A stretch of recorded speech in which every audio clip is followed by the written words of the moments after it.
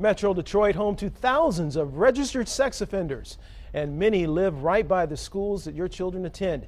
It has been a legal issue since a federal judge ruled a ban on sex offenders within 1,000 feet of schools is unconstitutional. Well, now as 7 Action News reporter Kim Russell reports, lawmakers are trying to put a new law into effect.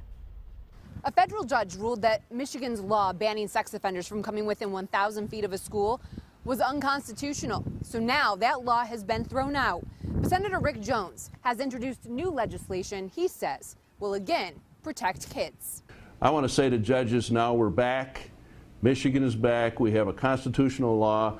If sex offenders hang around the schools, let's put them away.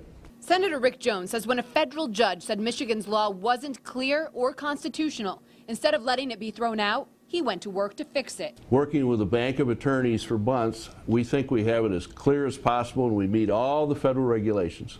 The proposed bill is different from the previous law in that it allows parents on the sex offender registry to go to schools for meetings regarding their children and adds detail into where sex offenders cannot go. If passed, it would ban sex offenders from working or living within 1,000 feet of a school property line and from loitering within 300 feet of a school property line. But the ACLU says there are still problems. I'm in front of a house where, according to the Michigan Sex Offender Registry, a sex offender lives. Now, I have no way of confirming that that sex offender registry is accurate, but it is only 5 doors down from a high school within eyesight. The ACLU says one of the problems with this law is there's no way to know where exactly the property line is and just how far a sex offender is from that property line. Do they have to start measuring?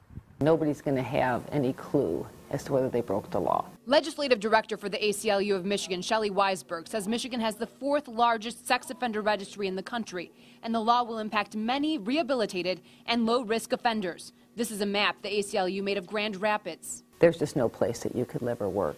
Senator Jones says he plans to quickly move forward with this legislation. We'll let you know if it passes. In the meantime, we're committed to covering stories that impact your kids in schools. If you have a story we should be covering, email me at fixmyschool@WXYZ.com.